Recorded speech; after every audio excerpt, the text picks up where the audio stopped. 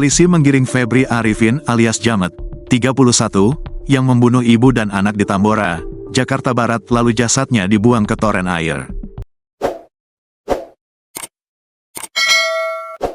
Siasat licik Febri Arifin alias Jamet, 31, pembunuh ibu dan anak berinisial TSL, 59, dan S, 35, membuat anak korban tak menaruh curiga.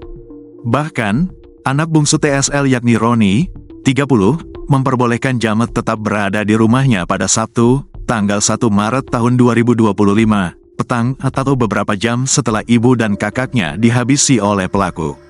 Diketahui, kejadian menggemparkan terjadi di kawasan Jalan Angke Barat, Tambora, Jakarta Barat, ketika dua jasad wanita, ibu dan anak, ditemukan di dalam toren air. Penemuan jasad ibu dan anak berinisial TSL, 59, dan anaknya S, 35, dalam toren air tersebut terjadi di rumah korban pada Kamis malam, tanggal 6 Maret tahun 2025, sekitar pukul 23 waktu Indonesia Barat. Terbaru, polisi akhirnya meringkus pembunuh ibu dan anak di Tambora, Jakarta Barat yang jasadnya ditemukan di dalam toren air rumah korban. Kapolres Jakarta Barat, Kombes Twedi Aditya Benyahadi menjelaskan hal yang membuat pelaku sama sekali tak dicurigai oleh anak bungsu korban. Dijelaskan Twedi, usai membunuh TSL dan S dan membuang jasad kedua korbannya ke toren air di dalam rumah, Jamet berinisiatif untuk mengirimkan pesan kepada Roni melalui ponsel korban.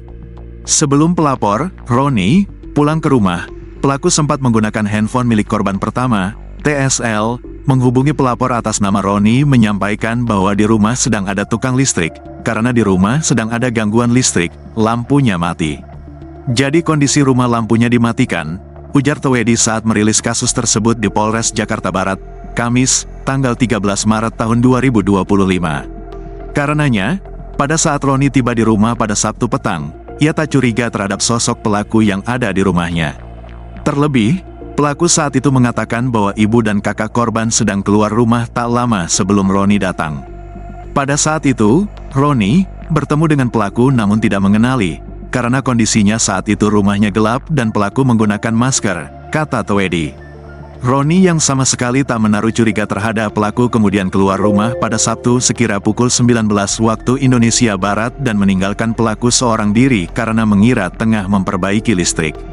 Tak lama kemudian, pelaku pun meninggalkan rumah tersebut sambil membawa ponsel dan uang 50 juta rupiah milik korban yang ingin digandakan kepadanya. Diberitakan sebelumnya, motif pembunuhan terhadap ibu berinisial TSL, 59, dan anak perempuannya yakni S, 35, yang jasadnya dibuang ke dalam toren air di Tambora, Jakarta Barat akhirnya terungkap. Pelaku yang merupakan tetangga korban diketahui memiliki utang sebesar 90 juta rupiah kepada TSL dari tahun 2021. Kendati begitu, hubungan pelaku dan korban selama ini masih berjalan baik karena pelaku pintar bersilat lidah. Di antaranya, pelaku mengaku punya kenalan seorang dukun yang bisa menggandakan uang serta punya rekan yang bisa mencarikan jodoh untuk anak pertama TSL alias korban S. Adapun pada Sabtu, tanggal 1 Maret tahun 2025, siang ternyata antara pelaku dan kedua korban tengah menjalani sebuah ritual di rumah korban yang berada di wilayah RT 05 RW 02, Angke, Tambora, Jakarta Barat. Saat itu pelaku yang mengaku sudah mendapatkan ilmu dari dua teman dukunnya bermaksud menjalani ritual pengganda uang dan enteng jodoh di rumah korban.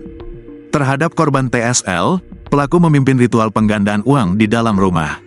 Sedangkan korban S diminta menjalani ritual enteng jodoh di kamar mandi. Namun rupanya ritual penggandaan uang yang dilakukan pelaku bersama korban tak membuahkan hasil hingga membuat TSL kesal. Saat itulah, pelaku merasa tersinggung, merasa emosi, dan mengambil besi yang ada di kotak peralatan di belakang korban pertama. Kemudian langsung memukul ke arah kepala korban pertama, jelas Twedi. Setelahnya, pelaku menyeret TSL ke kamar. Untuk memastikan TSL tewas, pelaku kemudian memukuli korban dan mencekiknya. Setelah menghabisi nyawa TSL, pelaku kemudian membersihkan sisa darah di ruang tamu.